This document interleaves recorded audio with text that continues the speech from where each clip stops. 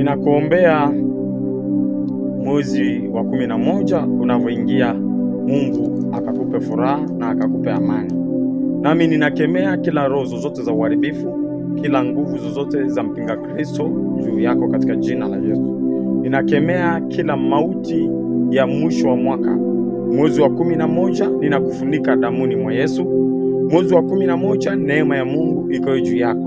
Mwezi wa 11 ukafanikiwe katika jina la Yesu. Kila nguvu za giza, kila kafara zozote za kuzimu, kila sadaka zozote zilizopangwa kutolewa ndani ya familia ya kwenu kuanzia leo, nikiwa kama mtumishi wa Mungu, Mungu alinisimamisha wakati huu, ninakemea hizo roho za mauti na hizo kafara za giza zilizosimama katika familia ya kwako katika jina la Yesu.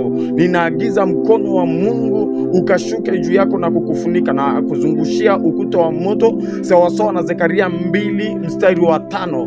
Malango ya kuzimu yasikuone, malango ya giza yasikuone, mapepo na majini yasikuone, nguvu yoyote ya uharibifu isikuone, nguvu yoyote ya mpinga Kristo isikuone. Roho zozote za magonjwa ninakutenga nayo katika jina la Yesu Kristo wa Nazareti. Mwezi wa 11 ukawe ni mwezi wa neema kwenye maisha yako. Mwezi wa 11 ukawe ni mwezi wa baraka kwenye maisha yako. Mwezi wa 11 ukawe ni mwezi wa afya njema katika maisha yako. Mwezi wa 11 natamka mito ya maji ikafurike katika uchumi wako, katika afya yako, katika familia yako, kwa watoto wako na katika uzao wako. Ukaongezeke sana, neema ya Mungu ikaongezeke sana, mvua ya baraka ikanyeshe kwako mwezi wa 11. Ninakutamkia ushindi na baraka katika jina la Yesu Kristo. Amen.